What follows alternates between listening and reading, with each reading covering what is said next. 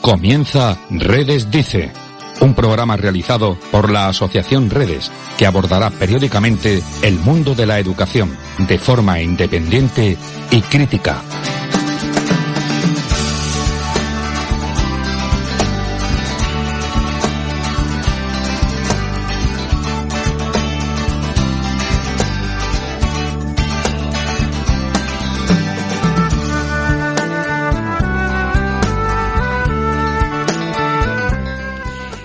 Bienvenidos al programa número 50 de Redes Dice, 50 programas. Ya hemos llegado a 50 programas gracias a ustedes que están ahí. Gracias por escucharnos. Sabemos que no es fácil sostener en estos tiempos un programa exclusivamente sobre educación durante 50 programas. Bueno, pues para celebrar que llevamos 50 programas, contamos con los colaboradores habituales. A Andrés García, bienvenido, Andrés. Buenas tardes, bien hallado. Con Pedro García también. Buenas tardes, Pedro. Buenas tardes y muchas felicidades. Y bueno, también tenemos una acompañante, Lola Martín, que ha venido a vernos cómo hacemos este programa. Pues lo dicho, buenas tardes, buenos días, buenas noches, porque cada vez son más los oyentes que nos escuchan a través del podcast.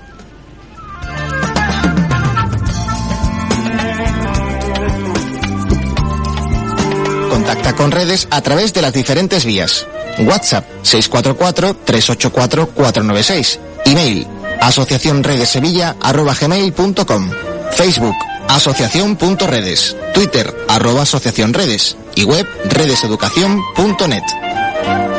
Comentarios de redes a noticias de actualidad educativa.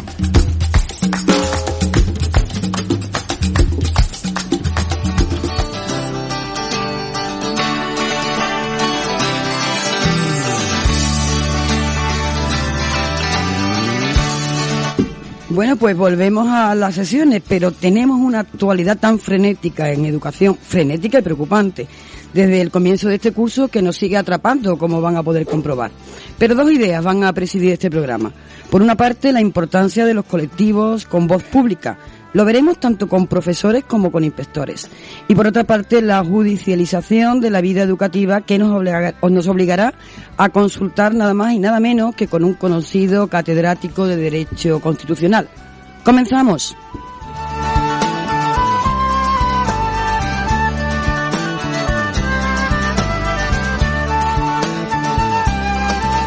Comentarios de redes a noticias de actualidad educativa.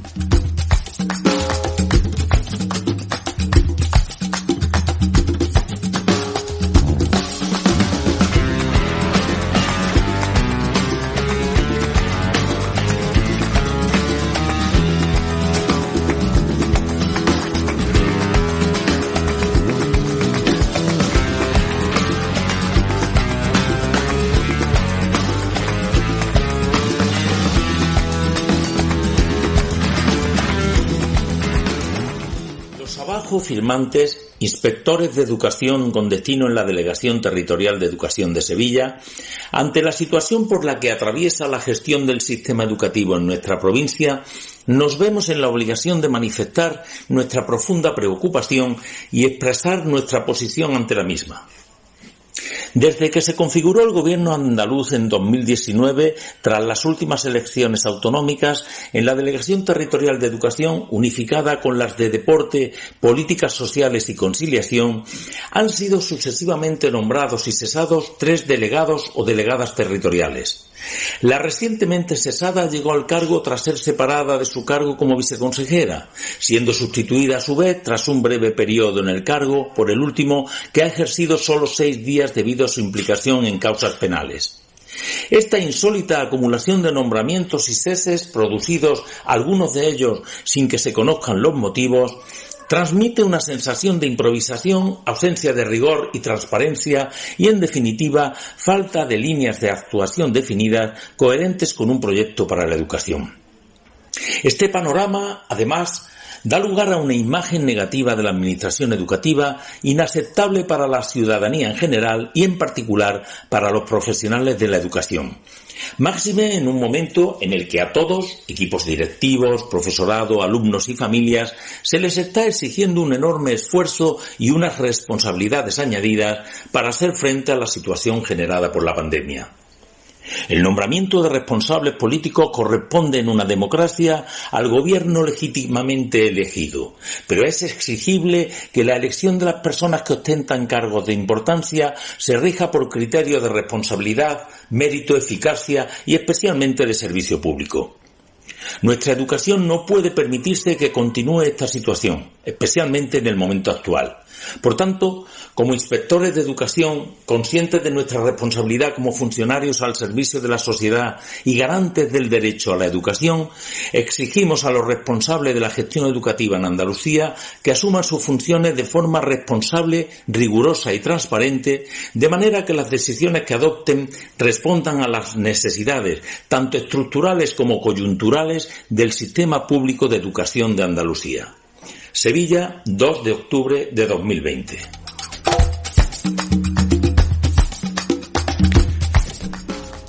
Bueno, acabamos de escuchar a José María Pérez, inspector de educación en Sevilla, y uno de los 21 inspectores de 58 que tiene la plantilla, que el pasado viernes remitieron un escrito al consejero que se ha difundido en casi todos los medios de comunicación y que ustedes han escuchado íntegramente aquí. La verdad es que corrió como una auténtica pólvora en las redes sociales. Nos ha parecido relevante que nada menos que 21 inspectores aparecieran como una voz pública para denunciar una situación, que hemos invitado a otro de los inspectores firmantes, Rafael Bermudo, para que nos cuente algo más sobre el escrito. Y creo que lo tenemos al teléfono. ¿Es así, Rafael? ¿Sí, Rafael? Sí, Rafael, está... Sí. Hola, Rafael. Hola, buenas tardes. Buenas tardes, Pedro. Buenas tardes, Rafael. Bueno, en primer lugar, muchísimas gracias por colaborar con Redes Dice, y además por dar la cara doblemente, tanto en el escrito como ahora también, para comentarlo. Bueno, no es usual. Sí, dime. No, que gracias a vosotros, digo. Bien. Mira, no es usual, y tú lo sabes, aunque debiera ser, pues que los inspectores salgan como voz pública en el debate educativo. Entonces, pues nos gustaría, ¿qué es lo que os ha motivado para hacer este escrito y enviarlo al consejero y además el difundirlo? Bueno, yo diría que tampoco es buena idea que los inspectores estén haciendo este tipo de comentarios, porque eso significa que hay algo que no va bien, ¿no? La gestación de este escrito pues fue por la situación producida con el último nombramiento de delegado territorial, que tuvo que dimitir a los pocos días de ser nombrado. Y como era ya el tercero que se acumulaba, nombramiento y cese en un periodo de tiempo bastante corto, una situación bastante inusual, ¿no? O con pocos precedentes, pues entendimos que teníamos que hacer un pronunciamiento público para expresar algo que yo creo que era el sentir general, ¿no? De todos los inspectores, aunque quizás no todos han considerado adecuado firmar el documento, pero en fin, el sentir de que aquello no estaba funcionando bien, ¿no? Y de que el funcionamiento de la delegación estaba sufriendo, ¿no? Por estos continuos cambios en el titular de la misma, ¿no? Bien. Te va a preguntar Andrés. Buenas tardes, Rafael, soy Andrés. ¿Qué tal? Buenas tardes. Mira, tenemos interés en saber cómo se fragua este escrito, es decir, cómo ha sido el proceso primero de elaboración y luego el proceso para la firma, si ha habido presiones, si sois conscientes o sabéis si ha habido presiones en sentido contrario, en fin, lo que es un poco la parte interna de esto, ¿no? Bueno, pues yo tengo que decir que todo es bastante más simple de lo que pudiera parecer, ¿no? El mismo día que se conoce esta noticia de la dimisión del nuevo delegado, pues varios compañeros expresamos nuestra disconformidad con esta situación, y uno de ellos sale la idea de redactar un escrito. Ese escrito pasa por varias manos hasta que se le da una forma definitiva, y luego se pone allí en el servicio a disposición de todos, se da a conocer y se pone allí a disposición de todos los inspectores para el que lo quiera firmar, ¿no? Bueno, hubo puntos de vista contrapuestos. Había quien consideraba que era una buena iniciativa, también ha habido quien ha considerado que no era adecuado, pero yo creo que todo el mundo ha podido libremente, el que ha querido, nuestros 21 que hemos firmado, ha podido libremente firmar. A nadie se le ha ocultado el documento y a nadie se le ha privado de esa posibilidad. Entonces, mira, Rafael, soy Salud. Sí. Encantada de estar hablando contigo, por supuesto. Igualmente. Mira, sabemos que las redes sociales han respondido muy positivamente desde el primer momento a este escrito, quizás por lo inusual, ¿no? Y quizás porque de alguna forma también los equipos directivos se han visto apoyados por el servicio de inspección. Pero, ¿tenéis alguna respuesta, alguna otra respuesta por haber hecho este escrito? Tanto positiva como negativamente. Respuesta de la por parte de la administración, de la consejería, no, porque la administración tiene sus tiempos y oficialmente se envió el escrito el viernes pasado a la consejería, entonces de momento no hemos tenido ninguna respuesta. No sé si la habrá en el futuro. Por parte de como decís vosotros, el escrito ha tenido una repercusión que a mí personalmente me ha sorprendido, ¿no? Esperaba yo que tuviera tanta repercusión ni en los medios ni en las redes sociales. Supongo que también porque ha habido mucha gente que se ha visto reflejada en lo que se decía ahí, se ha visto identificada y ha expresado su acuerdo con lo que decíamos. Es verdad que también ha habido otros compañeros y otras instancias que han considerado que no era esto oportuno en estos momentos, que podía malinterpretarse como que se estaba queriendo intervenir en alguna cuestión de nombramiento, etcétera, etcétera. Pero nosotros nuestro propósito, desde luego, era simplemente tomar una postura, como dice el documento, de servicio público, de llamar la atención sobre unas cuestiones que afectan muy negativamente desde nuestro punto de vista a la imagen de la imagen pública de la administración educativa en unos momentos especialmente difíciles, y ese era nuestro único interés. Sí, yo me vas a permitir, yo creo que habéis puesto en altavoz lo que muchos estábamos pensando, ¿verdad? Que no había hecho más que poner delante una realidad que existe, ¿no? Una descripción de la realidad. Yo quería... Sí, habla. No, quiero decir que es que lo único que dice el documento, si se analiza con atención, es algo que está además recogido en la normativa, ¿no? De que la designación de personal directivo de altos cargos de la administración pues tiene que regirse por principios de mérito, de capacidad y criterios de idoneidad. La razón está claro. Sí. No, sigue, Rafael, perdóname. Sigue. Sí, que digo que es posible que mucha gente se haya visto identificada en lo que decimos ahí, porque hemos estado viendo que en los últimos tiempos pues parece ser que las personas que han tenido que asumir esta responsabilidad pues no han respondido, ¿no?, a este perfil que estamos diciendo, ¿no? Que tener en cuenta que estamos hablando de la Delegación Territorial de Educación, pero que no es solo de educación, ¿no?, sino que, como se dice también ahí en el documento, es educación, igualdad, políticas sociales. Sí, la responsabilidad del puesto del que estamos hablando es muy grande. Está claro. Y sobre todo, mucha gente está sufriendo, yo creo que también ese sentido de agradecimiento porque han tenido mucho en las redes sociales hacia ustedes, están sufriendo ese desbarajuste y ese funcionamiento, lo están sufriendo porque cuando funciona mal la delegación está funcionando mal casi la principal empresa de Andalucía, ¿no?, por su volumen en muchos aspectos. Mira, una última cuestión, hombre, porque a mí me ha parecido un intento de manipulación de vuestro escrito y te quería dar por la oportunidad de desmentirlo. Ha habido un solo periódico donde se intentaba manipular vuestro escrito, desde mi punto de vista, tú me dirás ahora, intentándolo vincular con un supuesto nombramiento de un inspector de el Partido Popular, algo desmentido ya por el nombramiento recientemente ya de una nueva delegada. Pero me gustaría si tú tenías algo que comentar sobre ese intento de manipulación, que me parece que no responde en ese aspecto, por lo que yo sé, a ningún aspecto de la realidad, ¿no? Hombre, yo puedo decir, puesto que, como he dicho antes, he participado en la redacción del escrito, que en esa noticia no había nada de cierto, ¿no? Esto no se ha hecho de forma orquestada con ningún partido político ni para favorecer determinados intereses personales de nadie, ¿no? Se ha hecho únicamente, como dice el escrito, con una vocación de servicio público y Y si algún carácter político tiene el escrito, yo siempre me vaya a permitir, que soy de formación filósofo, será en el sentido clásico del término política, ¿no? De la preocupación por el bien público y por el interés general. Ese es el único sentido político que puede darse a este escrito. Nada de intereses partidistas, que es lo que supongo que se quiere decir cuando se habla de interés político, ¿no? Está clarísimo.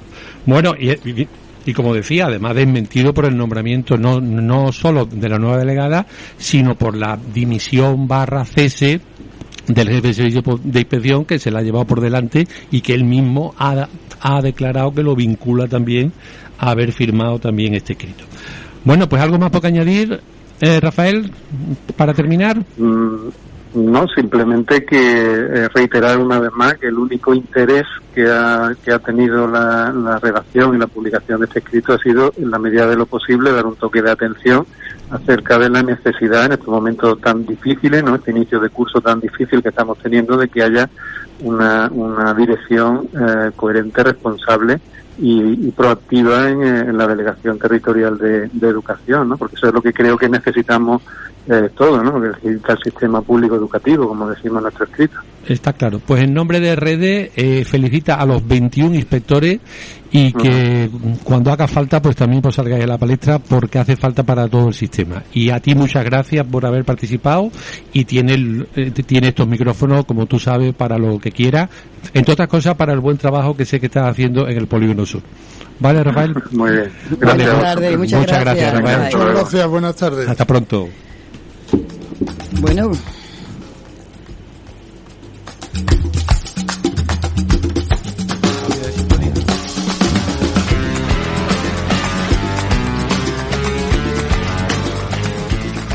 Viajando a Ítaca, puertos educativos. La educación carece de final o meta. Es un permanente proceso, un eterno viaje. Hombro contra hombro, luchando en este mar, y a remar, a remar. Bueno, compañeros, mientras contactamos con el siguiente invitado, que no sé si lo tenemos ya contactado, pero podemos comentar un poquito, ¿no? Un poquito esta entrevista que amablemente nos ha concedido Rafael. A mí me ha llamado la atención, una vez más, y creo que esto no empieza con esta administración educativa, que cuando la sociedad civil, en este caso han sido los inspectores, como un cuerpo más de educación, toma una iniciativa crítica contra una actuación de la administración, automáticamente se convierte en un ataque político, en vez de hacer una lectura y para integrar esa crítica y avanzar en... Esto es algo que no inventa esta administración, ¿eh? O sea, esto lo hemos sufrido durante años anteriores. Aquí lo único político son los que atacan el escrito. Eso sí tienen intereses políticos. Bueno, pues compañeros, creo que estamos ya contactando con nuestra próxima invitada. Nuestra próxima invitada es Elia Martín, es una profesora de lengua del Instituto de Enseñanza Secundaria Albero de Alcalá de Guadaira y miembro del colectivo de profesores de Alcalá de Guadaira. Pero lleva 21 años como docente, es decir, que tiene una amplia experiencia como profesional de la enseñanza. Creo que la tenemos ya. ¿Es así, Elia? ¿Te tenemos ya al teléfono? Sí, encantada y muchísimas gracias, lo primero, de estar con vosotros. Gracias a ti siempre por querer entrar en nuestros micrófonos. Mira, Elia, soy Salud y me gustaría preguntarte, dinos qué es el colectivo de profesores de Alcalá de Guadaira y concretamente cuáles son sus objetivos. Perfecto. Pues vamos a ver. El colectivo de profesores de Alcalá de Guadaira realmente es algo que está absolutamente en germen, es algo que nace de la situación excepcional en la que nos encontramos en este principio de curso y concretamente nace de un sentimiento que tenemos un grupo de profesores. En este caso yo soy profesora de secundaria y en mi instituto, que es el Instituto Albero, en un claustro inicial donde había que afrontar ese principio de curso, pues hago una intervención en la que manifiesto que no tenemos las condiciones necesarias para abordar un curso académico con garantías. Esta intervención hace que compañeros de mi claustro se pongan en contacto conmigo y me digan que no estoy sola y que adelante, que vamos a manifestar esta inquietud y esta sensación de despropósito que nosotros vemos en el comienzo de este curso académico con la situación que tenemos. Fruto de estos contactos, nos ponemos en contacto con otros compañeros de los diversos centros de Alcalá. En principio eran centros de enseñanza secundaria, y empezamos a ver que esa inquietud no era algo que solamente estaba en nosotros, sino que había muchos compañeros que sienten que no hay forma de empezar un curso, como digo, con garantía en la situación en la que estamos. Y fruto de esto es que después de estas conversaciones vamos añadiendo a compañeros, a compañeras. Al final entramos también en contacto y vemos que es una inquietud de la comunidad educativa que va más allá. Hay compañeros también que son profesores, pero en este caso de primaria, maestros de primaria, que también comparten esta inquietud y que están totalmente de acuerdo, según nos manifiesta, con esto que estamos diciendo. Y los últimos pasos nos llevan a contactar con las distintas AMPAs, y concretamente en mi caso, pues contacto con Teresa Vega Camacho, portavoz de las AMPAs de Alcalá, y estamos investigando que otros centros no tienen AMPAs para ver si realmente también ellos se sienten en esta situación de desamparo. Y bueno, es así, se sienten también en esa sensación de desamparo, y estamos en algo que es incipiente, que no puedo dar un plan totalmente perfilado, sino que tenemos acciones concretas de las que ahora sí tenemos, imagino que tenemos oportunidad de comentarlas, y tenemos unas acciones concretas por las que vamos a empezar, pero que realmente, resumiendo, es algo que no es solo una cuestión de los profesores ni de los profesores de un centro, que es algo que estamos viviendo en colectivo y que sentimos la necesidad de expresarlo, que por otra parte está relacionada con un principio de curso que creo y creemos que en absoluto nos protege y nos está dejando en una situación de desamparo, pero no ya a los profesores. Nos dejan en desamparo a profesores, a nuestra familia, a nuestro alumnado y a las familias del alumnado que tenemos. Mira, Elia, perdona, sí. Soy Andrés y estoy viendo que no te voy a poder hacer la pregunta y se nos va el tiempo, y tengo mucho interés en lo siguiente. En esta apertura que habláis de integrar sectores, ¿habéis tomado contacto con el ayuntamiento? ¿El ayuntamiento ha dado alguna respuesta a esto?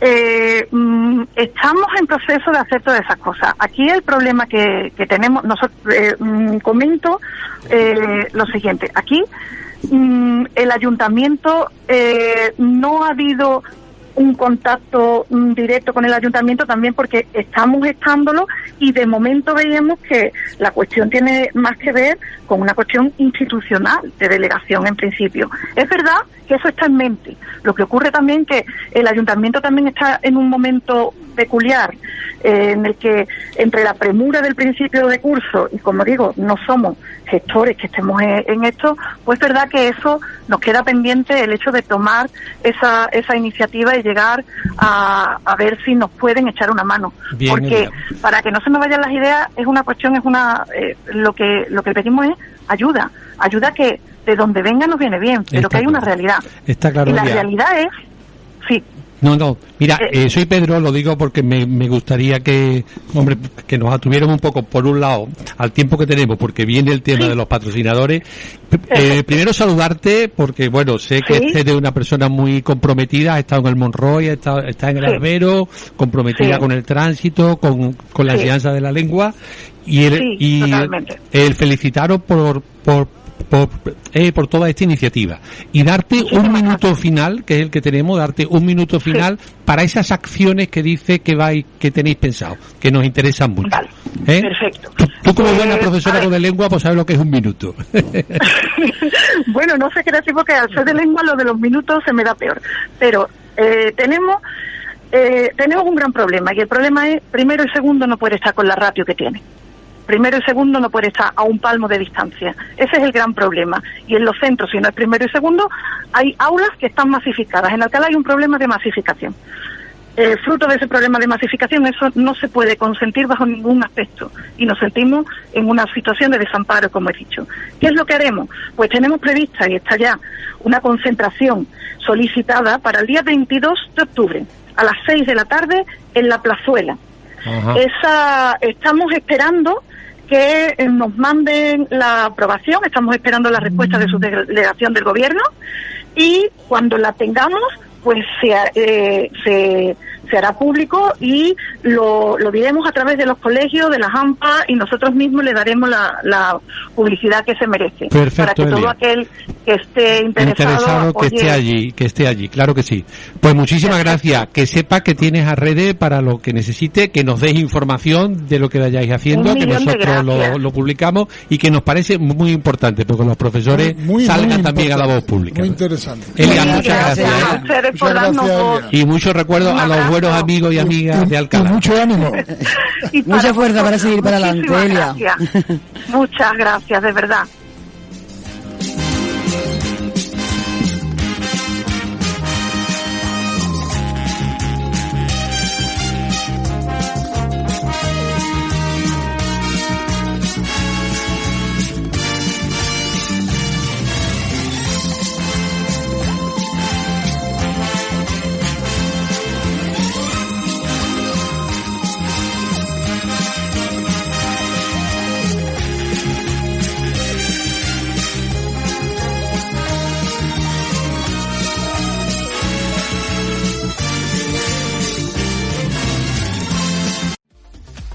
Quédate con nosotros, enseguida estamos de vuelta. Onda Capital 95.1.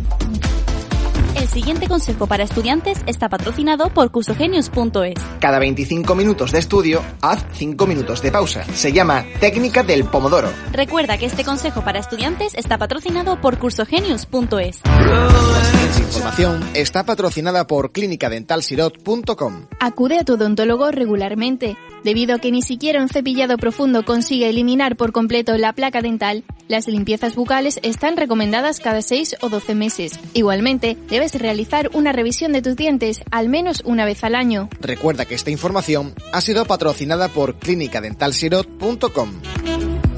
A la hora de elegir su vivienda, recuerde que el sol sale por el este y se pone por el oeste, pasando por el sur. La orientación óptima es el sur y la más desfavorable la norte, ya que nunca recibe luz directa. Es un consejo patrocinado por guzmanarquitectura.com. El grupo de comunicación y marketing capitalmg.es patrocina la siguiente información.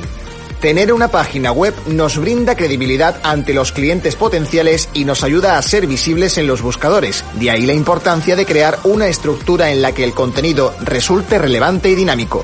Este consejo está patrocinado por capitalmg.es.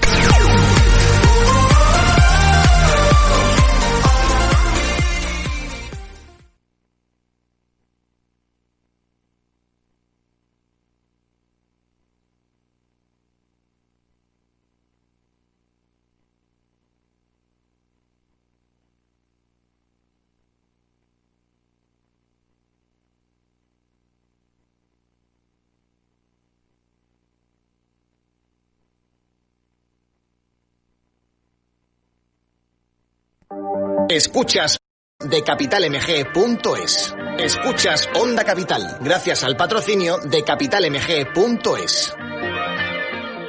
Comentarios de Redes a noticias de actualidad educativa.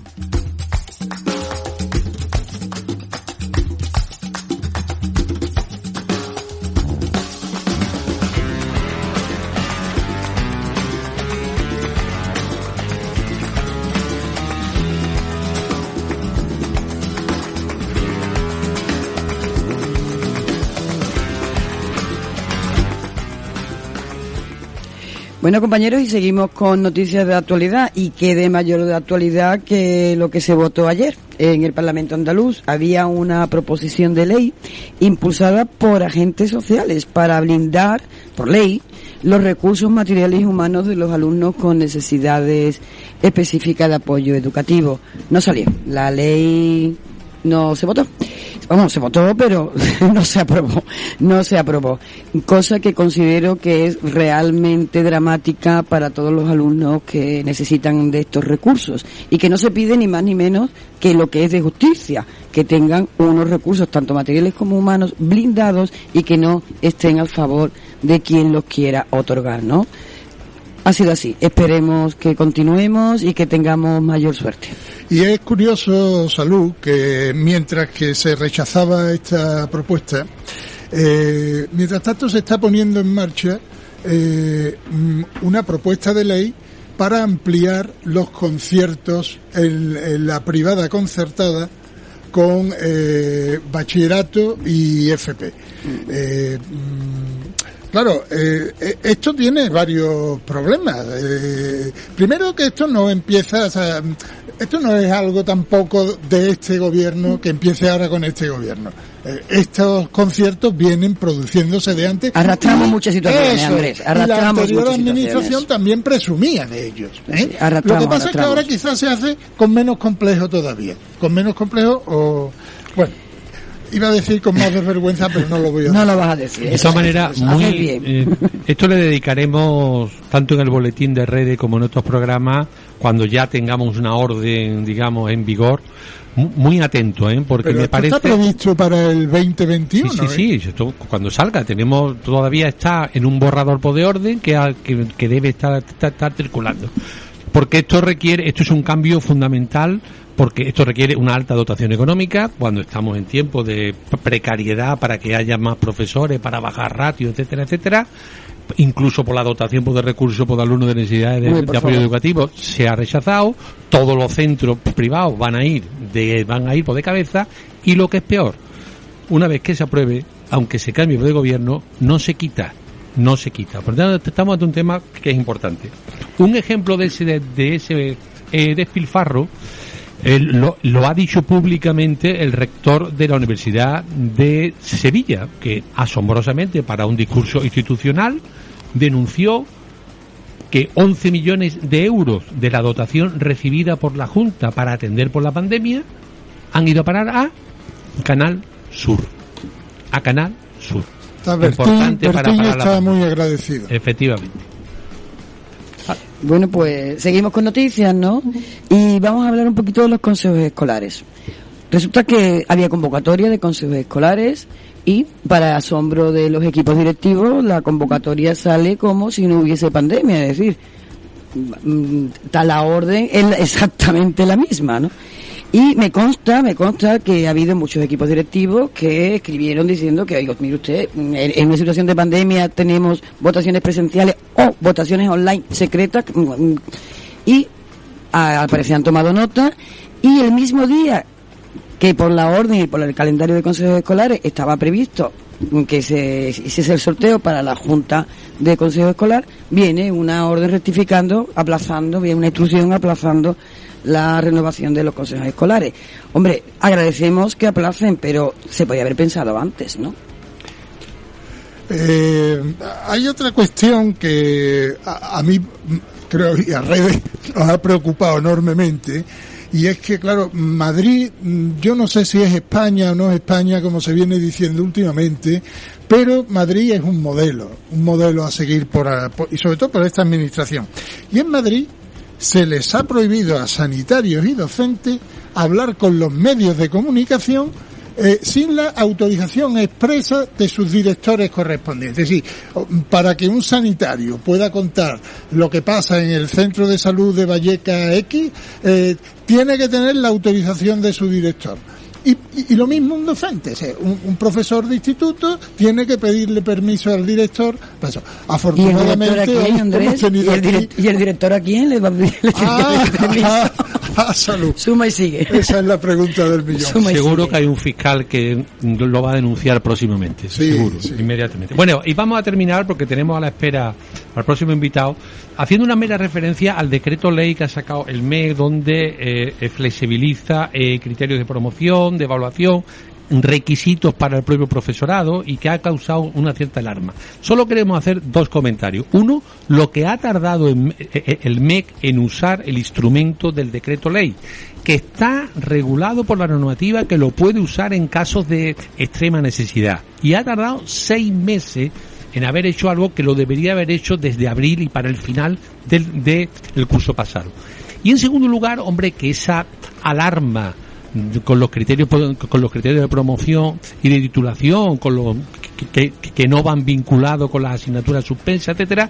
Mire usted, ese espíritu de la promoción y de la evaluación ya estaba contemplado en las anteriores leyes, no es algo radicalmente nuevo, pero habrá ocasión de seguir charlando. Bueno, y ahora sí, ahora ha llegado el momento de presentar a nuestro invitado, que ya lo tenemos al teléfono. Vamos a presentar a un catedrático de Derecho Constitucional de la Universidad de Sevilla, de la que fue rector. Es colaborador habitual de varios diarios, en especial del diario.es, y autor de numerosas obras sobre Derecho Constitucional. Estuvo aquí ya en el programa número 3 del 5 de mayo del 18, hablándonos de segregación escolar y desigualdad. Bueno, pues buenas tardes. Javier Pérez Royo, buenas tardes. Buenas tardes.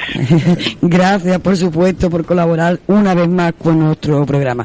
Y Andrés está deseando preguntarte, te paso con él. Bueno, primero agradecerte de nuevo tu colaboración con el programa. Estuviste en el inicio de este programa, del que hoy cumplimos 50 programas, tú estuviste en el número 3, y entonces nos alumbraste bastante sobre una cuestión que nos preocupa mucho en redes, que es el de la igualdad, la desigualdad y la inequidad que eso supone. Ahora, con este inicio de curso tan peculiar, digamos, tan caótico, claro, las condiciones de salubridad no se cumplen en muchos centros. No se han puesto en marcha medidas, no se han aumentado los presupuestos para que esto sea posible. En fin, hemos tenido aquí hace nada el testimonio de una profesora de Alcalá de Guadaira, donde denunciaba que la distancia entre los alumnos es de un palmo. En fin, esto lo sabemos. Frente a esta situación ha habido padres que han manifestado su lógica preocupación y han dicho que podrían no llevar a sus hijos a las escuelas en estas condiciones. La administración, ante esto, lo que ha hecho de forma además bastante prepotente y desabrida ha sido amagar con que se puede abrir un expediente de absentismo escolar que puede conllevar sanciones graves o puede conllevar incluso la retirada de la patria potestad. Nosotros lo que queríamos, Javier, es que desde tu magisterio como constitucionalista nos aclarara qué posibilidades reales tiene este amago de la administración.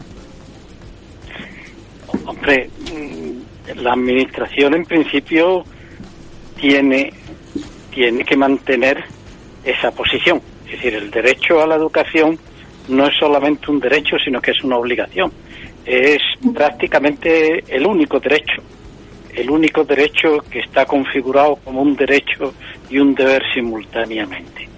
Se tiene derecho a la educación, por lo tanto se tiene derecho a exigir de los poderes públicos, del Estado, de las comunidades autónomas, que son los competentes, y en buena medida también de la administración municipal, que también interviene en la prestación del servicio educativo, que pongan los medios para que se pueda ejercer el derecho a la educación. Pero al mismo tiempo es una obligación para los niños acudir a las clases, y es una responsabilidad para los padres de los niños o para los tutores, en fin, para quienes estén al cargo de esos niños, de llevarlos al colegio y que tengan que seguir la actividad lectiva, ¿no? Y es incluso constitutiva de delito, es constitutiva de delito el absentismo escolar, es consentido o promovido por los padres o por los tutores, puede ser incluso constitutiva de delito. Y por lo tanto, la administración en principio tiene que decir que el curso está abierto, claro, tanto por supuesto que la administración tiene que decir que ella ha puesto todos los medios para que el presupuesto es ese, que la administración pone los medios para que se puedan prestar el servicio y para que se pueda ejercer el derecho. En el caso de que no se hayan puesto esos medios, en el caso de que eso no sea verdad, tendría que denunciarse esa situación, tendría que acudirse y evidentemente tendría que intervenir la Fiscalía, que es la responsable en estos casos de proteger el interés general de los alumnos y en el ejercicio de ese derecho, y pronunciarse en el sentido que estimara pertinente. Pero en principio la exigencia del cumplimiento del deber, de la prestación del derecho y del cumplimiento del deber, eso no puede no hacerlo ninguna administración, porque eso sí que sería de una irresponsabilidad absoluta, incluso podría incluir en responsabilidad penal si lo hiciera, ¿no?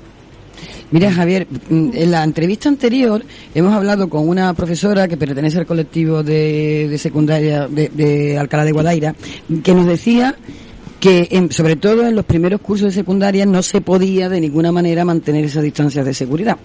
Yo te voy a poner un ejemplo concreto. Sí, y ellos, este colectivo está denunciando públicamente que no pueden tener esas distancias de seguridad en las aulas. Si un padre de ese aula, de ese primero, de ese segundo, de esos institutos, decide no llevar a sus hijos porque no se están manteniendo las distancias de seguridad o las medidas pertinentes, ¿a qué se enfrenta? Vamos a ver, ese padre, en principio, si lo hace, tendrá que demostrar, eventualmente, por si se le abre un expediente y se da parte por parte de la autoridad educativa, del colegio, de la dirección del colegio, se da parte a la Fiscalía de que se está incumpliendo con la obligación de llevar a esos niños al colegio y por lo tanto se está incumpliendo con una obligación constitucional que está además en el título primero de la Constitución. Pues se tendría que dar parte a la Fiscalía y la Fiscalía tendría que llamar a este señor y usted por qué no lleva a su hijo, y él tendría entonces que argumentar y si puede aportar unas pruebas de que realmente lo hace por precaución, por la salud de su hijo y aporta pruebas y la pone en conocimiento de la Fiscalía y la Fiscalía entiende que son suficientes, pues entonces es que cambiamos la pelota, ¿no? O sea, la pelota le pasa entonces al tejado de la administración, de decir, son ustedes los que están incumpliendo y los que están poniendo en riesgo la salud de esas personas, que en lugar de proporcionarles los medios para que ejerzan el derecho a la educación, lo que están poniendo es en riesgo otro derecho fundamental como es el derecho a la salud, ¿no? Claro. A salud, incluso derecho a la vida, eventualmente. Y otra entonces, pero esto ya es una cuestión de práctica de prueba, Esto ya es una cuestión de práctica de prueba. Claro. En principio, la obligación de asistir al colegio existe. Para no cumplir con esa obligación, habrá que aportar, hay que demostrar, ¿no? Hay que demostrar, habrá que justificar por qué no. Y al final eso tendrá que ser la Fiscalía y eventualmente el Poder Judicial el que tendrá que tomar la decisión que se tiene. Está claro, Javier, sí. Y otra perspectiva es, Javier, ya no desde, soy Pedro García, ya no desde los padres, sino desde el profesorado y los equipos directivos. Es decir, porque en principio el proceso es cuando un niño no asiste a clase, presenta una documentación de por qué no puede asistir, porque tiene gripe o por médico o por lo que sea, y si hay 5 faltas no justificadas por el centro es cuando se puede iniciar el protocolo por el absentismo. Si un equipo directivo considera que lo que le dice el padre de que, mire usted, aquí no se guarda la distancia de seguridad, aquí no hay condiciones de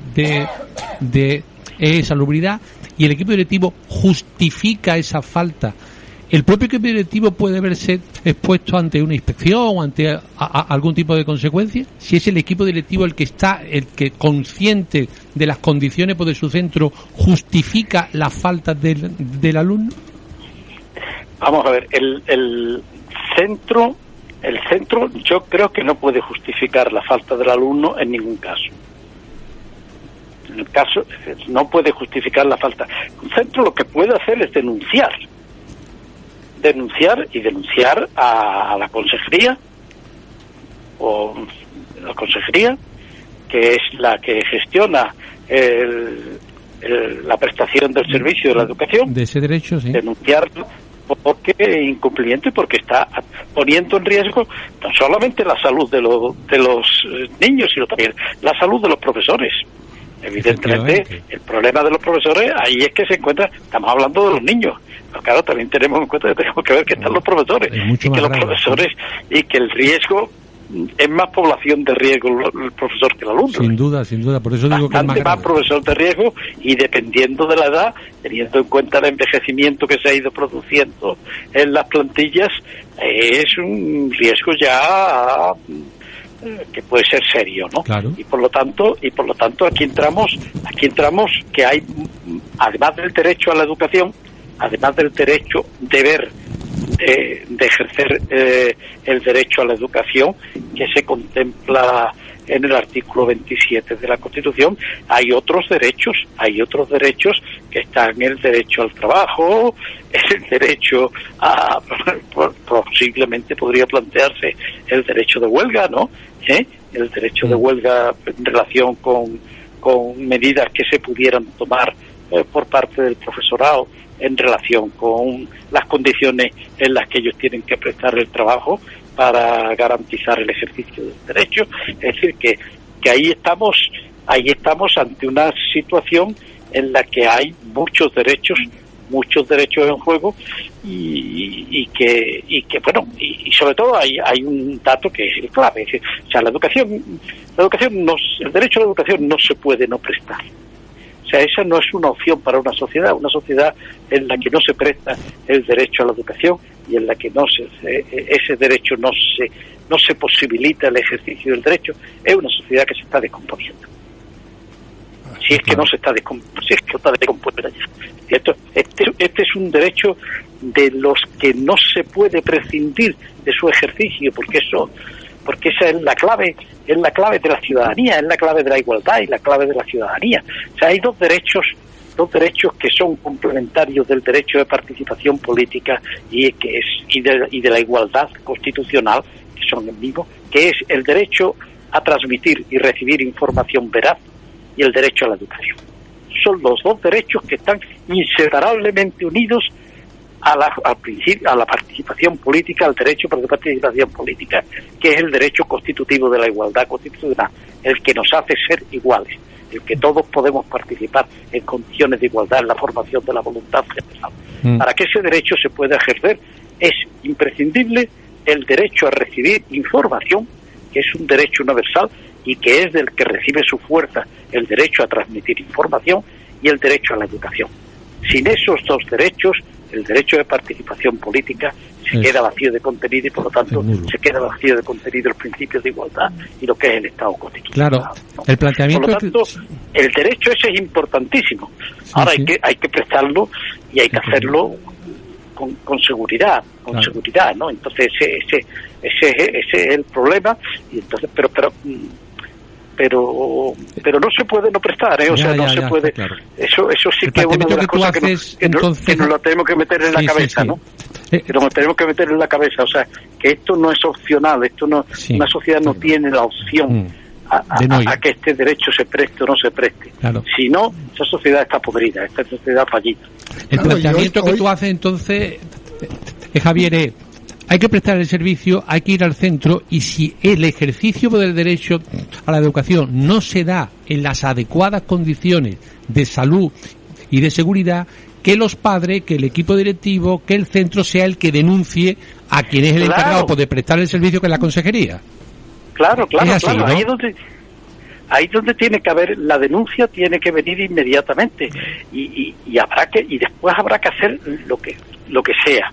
Está claro que estamos en una situación de emergencia que no nos hemos encontrado en 100 años, más de 100 años, porque cuando fue la gripe después de la Primera Guerra Mundial, España era otra cosa, que entonces el derecho a la educación no había derecho a la educación. No había derecho a la educación, no estaba en la Constitución, el derecho a la educación no figuraba en la Constitución.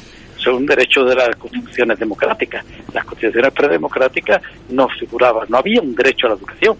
Evidentemente había una práctica educativa, fundamentalmente además con una presencia religiosa muy fuerte, ¿no? Es una de las cosas, es decir, donde realmente la enseñanza pública era pequeñísima y donde el número de personas que no ejercían el derecho era inmensa, ¿no? O sea, en la época en la que yo estudiaba, el número de estudiantes que hacíamos el bachillerato sería el que va hoy a la universidad, o tal vez menos, ¿eh? O sea, que la mayor parte de la población no hacía el bachillerato siquiera, ¿no?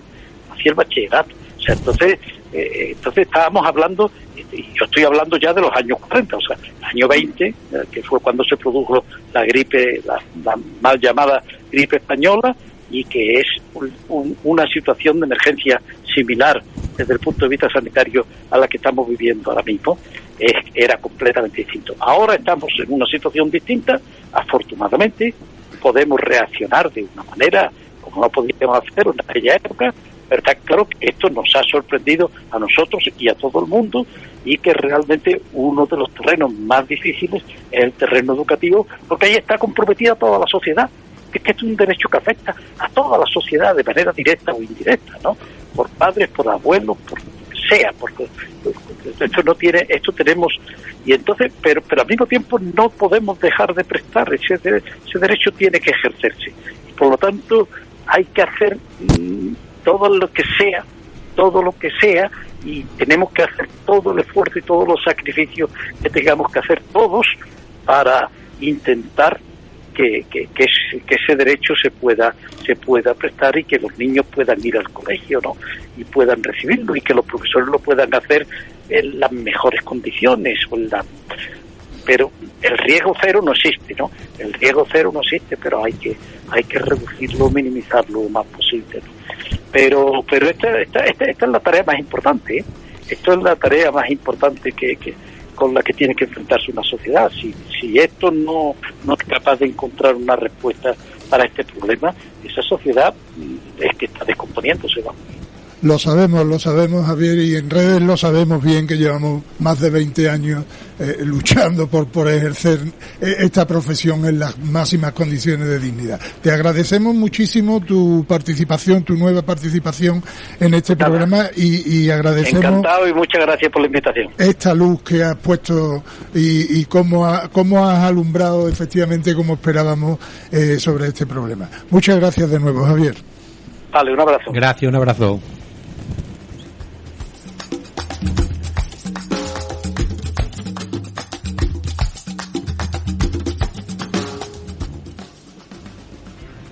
Bueno, pues creo, compañeros, que estamos llegando al final, pero que hemos tenido un programa al menos clarificador, ¿no? O sea, han puesto muchos puntos sobre la IE. ¿Tú qué opinas, Andrés? Yo, hombre, como siempre, estas mentes tan bien amuebladas son capaces de, trabajando con los mismos elementos que tenemos todos delante, ver esas esquinas que los demás no vemos. Que los demás no vemos, efectivamente. Claro, es que, fíjate, de alguna manera se complementa mucho lo que hemos hecho en toda la primera parte. Primero, voces públicas colectivas, tanto de inspectores como de los profesores, ¿no? Que no tienen obligación de salir a la palestra, que supone un trabajo, que supone un esfuerzo, un riesgo incluso, y que ahí están, y que son necesarias como voces civiles en una sociedad. Y al mismo tiempo también lo que ha planteado Javier, es decir, si no se da el derecho, y esto es un mensaje para los padres, para los profesores y para los equipos directivos, si el derecho a la educación no se está dando en condiciones que garanticen otros derechos como el de la salud, denúncielo ante Fiscalía y practique las pruebas correspondientes. Es su derecho. Porque es un derecho. Es importante, es muy importante. Esa es otra forma de que la sociedad civil actúe. Claro, no solo hablando, sino también actuando. Tengo un deber, pero tengo que hacer ese deber cuando el derecho me ampara.